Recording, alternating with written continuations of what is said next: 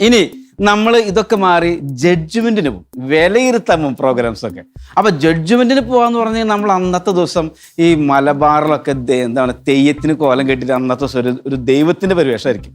നമ്മൾ സ്കൂളിന്റെ ബാക്കിൽ ജഡ്ജസ് ആയിട്ട് ഇങ്ങനെ നിൽക്കുന്നു, തൊട്ടപ്പുറത്ത് സ്കൂൾ കുട്ടികൾ ടീച്ചർമാരുണ്ടാവും, അവർ സെറ്റിന് പെയിന്റ് അടിക്കുന്നു, അപ്പുറത്ത് ചില മാഷന്മാരിന്ന് പെയിന്റ് അടിക്കുന്നു. ഇതൊക്കെ ഇങ്ങനെ സൈഡിൽ കൂടെ നടക്കുന്നുണ്ടാവും. അപ്പൊ നമ്മളെ വിളിച്ചിരുത്തി സ്വാഭാവികമായിട്ടും നല്ല 2 ജഡ്ജസ് ഉണ്ടാവും, കൂടെ ഒരാളെ ഏതെങ്കിലും ഒരു അസിസ്റ്റന്റിനെ വിളിച്ച് വെക്കും. ഈ കക്ഷിക്ക് വലിയ പരിചയമൊന്നും ഉണ്ടാവില്ല.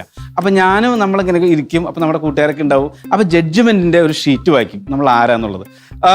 64ാമത് ജില്ലാ കലോത്സവത്തിലേക്ക് വന്ന ജഡ്ജസിന്റെ പേര് വായിക്കാം. ശ്രീ മധുലാൽ. കഴിഞ്ഞ 30 വർഷമായി കലോത്സവ രംഗത്ത് സ്ഥിര സാന്നിധ്യമാണ്. മധുലാലിനെ സ്വാഗതം ചെയ്യുന്നു. മധുലാൽ വന്നിരുന്നു. ശ്രീ പ്രകാശ് കരിന്തോട് കഴിഞ്ഞ 40 വർഷമായിട്ട് കലോത്സവ രംഗത്ത് നിറസാന്നിധ്യമാണ്. ശ്രീ പ്രകാശിനെ വേദിയിലേക്ക് സ്വാഗതം ചെയ്യുന്നു. ഇങ്ങനെ ജഡ്ജസിനൊക്കെ പിടിച്ചിരുത്തി. ഇനി 3ാമത്തെ ആൾ ഒരു പാവപ്പെട്ട ഏതെങ്കിലും സുരേഷോ വല്ല ശശിയോ വല്ല സോമനൊക്കെ ആയിരിക്കും. അപ്പൊ ഇവനെ എഴുതി കൊടുത്തിരുന്ന ഇവന് തന്നെ അറിയില്ല. ഇവന് എഴുതി കൊടുത്തിരുന്ന പേപ്പറിൽ അവർ വായിക്കാം, ശ്രീ സോമൻ ശങ്കരൻകുളം കഴിഞ്ഞ നാടകത്തിൽ ജഡ്ജിയായി വേഷമിട്ടിട്ടുണ്ട്. ഇവന്റെ ക്വാളിഫിക്കേഷൻ വേറെ ഒന്നല്ല, ജഡ്ജിയായിട്ട് വേഷമിട്ടുള്ളതാണ് ഇവന്റെ ക്വാളിഫിക്കേഷൻ. എങ്ങനെയുണ്ട്?